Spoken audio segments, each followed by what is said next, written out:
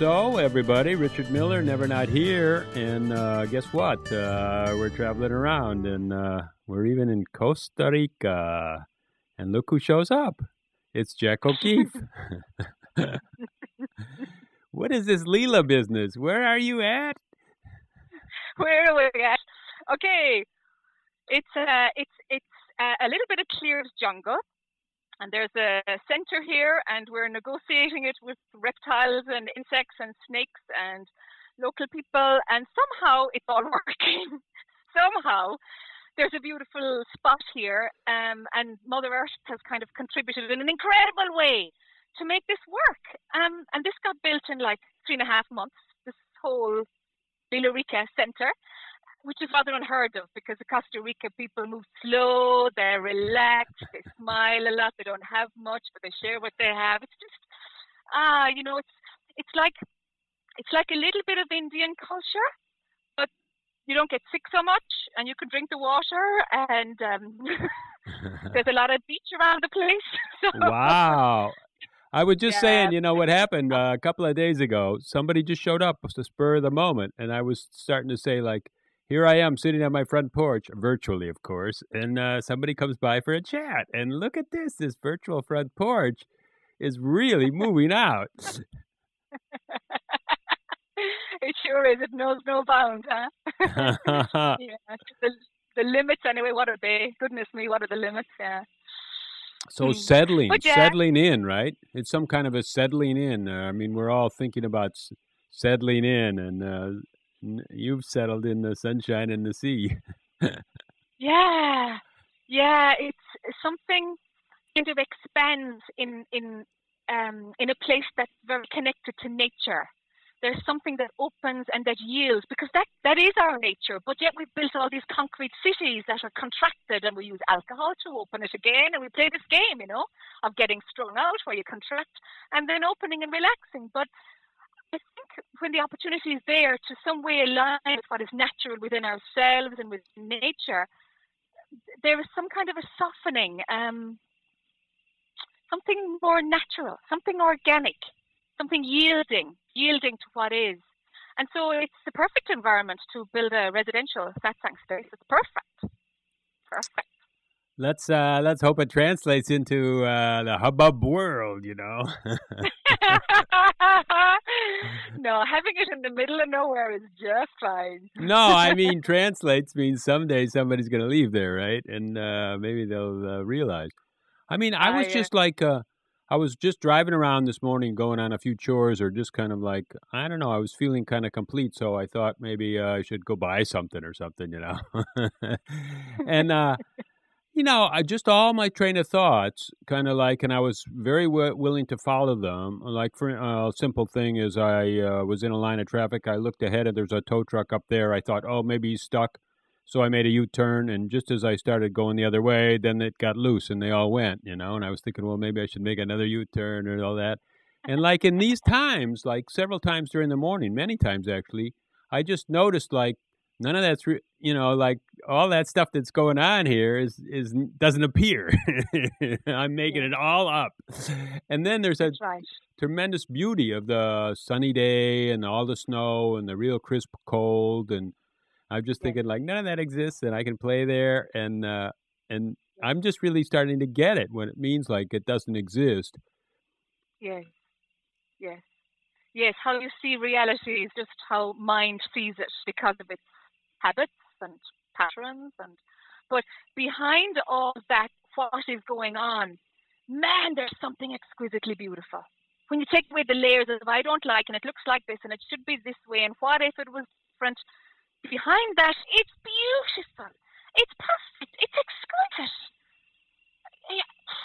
It's sitting there all the time. Just say, okay, if you want to see it as pretty crappy, that's fine. It will manifest as crappy.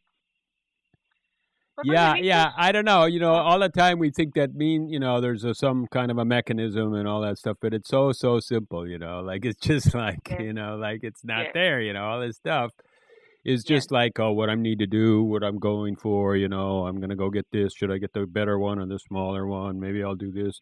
You know, and none of that stuff exists whatsoever, you know, and it's a beautiful day out and the cars are either tied up or they're moving briskly or whatever Yes, they're doing, you know. yes, yes. Just like a line of ants, you know. Cars are just like ants, you know. And I see them here. We've got these little worker ants, and no matter what we plant, they take out a little section of a leaf and they strip a plant and they strip the flowers, and we're probably finding out a way to work with them. But man, it's like traffic jams, you know. They're just going this way and they're just going that way, and they're taking much more food than what they can perhaps possibly eat. There can't be enough ant mouth to eat what they're chopping off and taking away. I mean, it's just impossible. It's overload in some little anthill somewhere. Well, that's us too, you know. I guess that's totally us, you know. Totally. Just buying too much, imagining we want this, we'll need this, and it's just forever accumulating and going nowhere. One crowd is going this way, one crowd is going this way, and like, why? You know, it's just like traffic jams everywhere all over the world. We're all the same, you know. Life is just repeating how it lives everywhere in the same way. The same systems are there, you know. So, like, is there when can we drop in on you guys? I mean, you got any extra bunks, or are you just booked for a while, or where's your website where we can go and check out when you know what the deal is about getting down there? Yeah, it's coming on. At the moment, it's just like an adjunct to my own, to the JacO'Keeffe.com, but it's being developed at the moment. Everything moves just a little bit slower here, so we kind of had to wait until the building was up to get some shots just to show what you are coming to. But a lot of very brave, courageous, or foolish folks, I don't know, booked in for the first few months. So we're pretty booked out for the first 2.5 months or thereabouts. And people are coming sight unseen. And well, there's a few of them here around me that can tell you what it's like. And so, yeah, the bookings are through my own website at the moment, but it will be leelarica.com. Maybe in a fortnight or thereabouts, it'll be up. And it's just week-to-week retreat, Sunday to Saturday while I'm here. And then, I don't know, within that, we've got 2 silent sits and a satsang. And there's a lot of free time. You know, people can swim in the pool, go off, walk in the jungle. We go down to the beach someday or swim in the local river. There's something that supports the work here. Something that supports the work. I don't know what it is yet, but there's something here that supports the work. So you're going to check it out. You'll have another Aranachala there, huh? Who knows? Well, one of them is from the planet, I think. It's powerful enough. But there's something here, yeah. Something soft. Something that holds and nurtures is here. It's here, yeah. Yeah. Yeah. It's a nice place to come hang out. And it's warm. So how long are you gonna be there? I mean, when do you you're saying for 2.5 months you're kind of entertaining a lot of guests, but then are you still going to be around for 3.5 or 4.5 months, or then what time? Sure. This is kind of like where Jac lives now, it seems. There were other commitments that were made before the Leela Rica idea manifested. So I'm in France in March, and Greece in September, and North Carolina at the end of June, and possibly in Ottawa sometime in June as well. So those commitments will be honoured. But no, this is the stable place. This is kind of where Jac lives, and this is the lifestyle of Jac. So whoever wants to come and be part of that, fine. And it's kind of flowing like that, yeah. So I don't know. That's where it happens now, and we'll see. Maybe always. I don't know. Well, no, nothing is forever. So. So in other words, there's really not a lot of structure like when you did that 30-day and so on. I mean, it's more like just relaxing and in togetherness, or. Yeah, Sunday to Saturday. No, the schedule isn't jam-packed like other retreats I've done. The schedule allows for integration, relaxing, and stuff. You know, there's still an intensive 2-hour satsang every day, as well as 2 silent sits, because there's only small groups. Like at the moment, we've got 9 beds. That's it. 9 people can come unless somebody brings their tent. So unless we build other little spaces, we've just got 8 or 9 in satsang, and that's pretty intensive. Nobody gets away with much there. We don't use a questionnaire seat. It's just open forum. So a lot of stuff gets moved, and 2 hours a day is enough. That's what people are saying, that it's actually enough, you know. Yeah, and to integrate and come back the next day. So Sunday to Saturday. if people come from multiple weeks, we drop them off at some guest house near the sea or something, and they can hang out on the beach and have a few beers and reconnect with the world for a day, you know. And then we kick off again on Sunday. And it's kind of important to let the space relax from Saturday night to Sunday and let it just all clean and clear, you know, so that we start again every Sunday. You know? That's what you did in New York, isn't it? I mean, yes, every sixth day was a day of rest. Yes. Right. Yeah. So a lot of old friends, I suppose, are there. And old and new. From all over the world, or mostly from the West? Since you're in the West, a lot of Europeans, or nay? 1, 2 Europeans, South American. 1, 2, 3 from Canada, 1 from Florida. Actually, that's quite a mix, isn't it? It's quite a mix. Yeah, it's got a mix. You're a cosmopolitan Rica. Yeah, we've got quite a mix. Yeah. Yeah, it's, I don't know, it's a different location, I suppose. It's, of course, it's North America, South America, and then my own European connection, I suppose, you know. It would make sense for people to come this way, because getting a break from that cold winter. It's pretty cold today, and we just had Chicago just had a pretty good snowstorm, so we were all shoveling away and kind of closed down the city for a day or so. But everybody knew it was coming, so I think nobody really went out to play in it, you know. They just all stayed home and got ready to shovel for the next day. And Sure. So there was no tragedies as far as I know. Yeah, good. Well, it's not snowing here, and it's kind of difficult to imagine that there's a couple of feet snow where you are. Yeah, right. What? So hot I have a hard time imagining, too. Yeah, it's just warm. The sun is setting there. I can see it, you know, just there over the sea. We're looking at the sea, you know, and people splashing about in the pool down there. And yeah, to stay cool is the order of the day here. Well, congratulations, because, I mean, it's really quite different than Tiru, you know. Tiru is such a coming and going place from all over the world that it's, of course, easy to find stuff, you know, to make things happen there. There's such a crowd, but where you are, everyone's coming just to see you, I reckon, and that's know, that's very notable.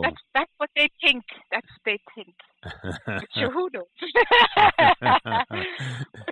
What mind says, and the reasons it gives you for doing something might not be the case. But sure, yeah, it seems like that. So, do you want to talk to somebody who's signed up this week? Sure, I'd love to. Introduce me. All right. Okay, Patrick he runs a centre called The Barn just outside Ottawa for the last 15 years, where all kinds of advice and other speakers come to. So yeah, he said, I don't mind, I'll chat to Richard. Oh yeah, very good.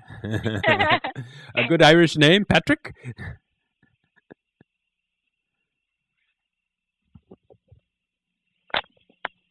Hi, Richard. Hello, Patrick. Yeah, I hear you. Very good, very good. Thanks for tuning in here from so far away, and your beautiful, giving me some of your time. It's a pleasure. So, down from Ottawa, I guess, huh? Is that what Jack said? Yeah, I'm one of the 3 brave Canadians who came down to escape the snow, and for the main reason, of course, to be in this wonderful retreat center. And we've just finished a wonderful week, great week. Everybody's very happy. Food's wonderful, combination great, but especially as Jack said, nature. And I find that coming to a completely new environment, completely different, the identification tends to loosen.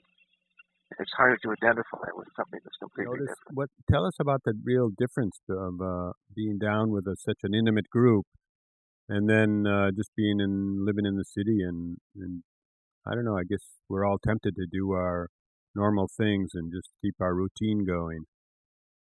That's right. And then you come to a completely different environment like this, and the identification tends to, for me, in this case, tends to loosen.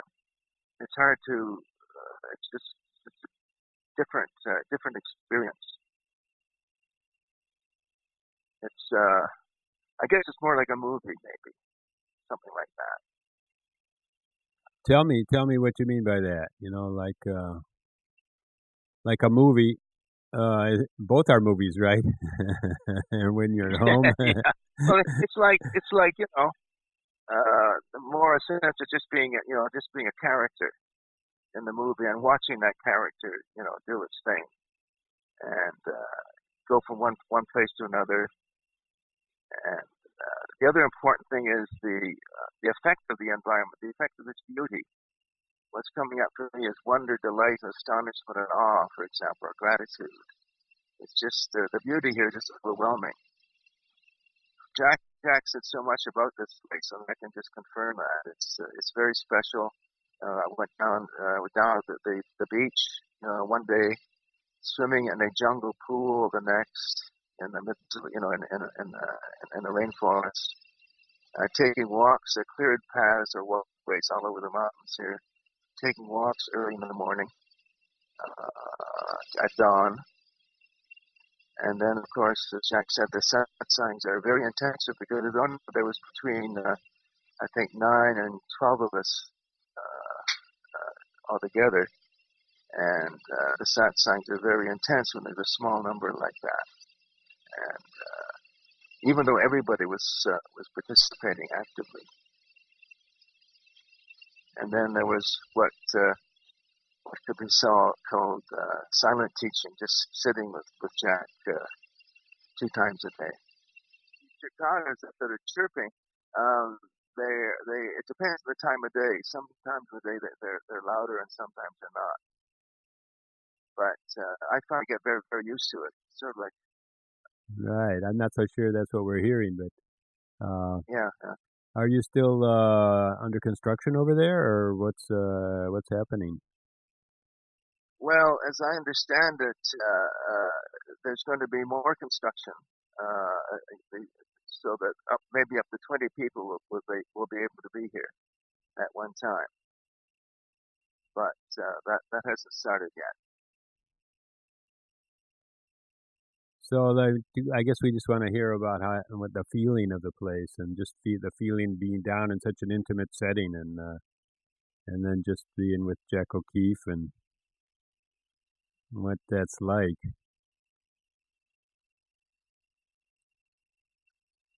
It's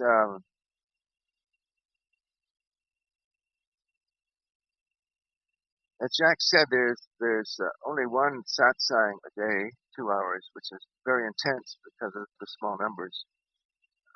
The important thing for me is that it gives time to reflect and integrate what came up in satsang, and also what comes up in the silent meditations, the silent teaching. And so I found it, and the atmosphere is quiet. There's a silent table, which I found very good. So if you don't feel like talking during a meal, you can sit at the silent table. That's very important. And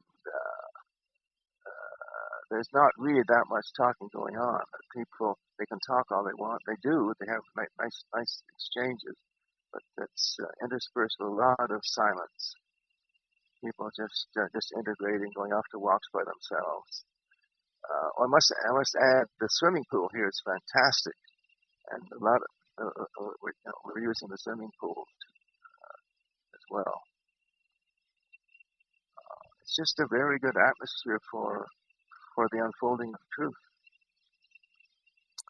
I noticed when I'm conducting one of these interviews, I sometimes have a feel that I want to speak, and then I hear the silence, and then I don't even know if I have desires to go one way or the other, but somehow, sometimes the momentum of the words goes faster and faster, and then somehow there's a break, and I can, even during the speed of the words, I can just somehow see a space behind them, or just like that. Maybe it's just a questioning of what is this momentum that is running, and really not all that disturbing either. I don't know exactly what you meant by intensity when you spoke of the satsang. So I mean, what's it like in that kind of intensity? Intensity in the sense that there's a small group, between 8 and 11 or so, and so that everybody has a chance to. There's so much space to speak. If words come out, there's a desire to speak, say something, basically ask questions. There's lots of room for that. It's also very spontaneous. There's no microphone being passed around. And so when things pop out of certain mouths, it can come out right away. I think that's really what I meant. It's the fact that so much seems to be happening in a very short space of 2 hours. If I might ask you, like when you say questions are asked, what about, are your old questions asked, or are those gone and just kind of new ones coming up? You know what I mean? Like sometimes questions stick. Okay. The questions are getting less. Sometimes there's a feeling that the questions have come to an end, that there are no more questions, and then something triggers, like being on a yoni path myself.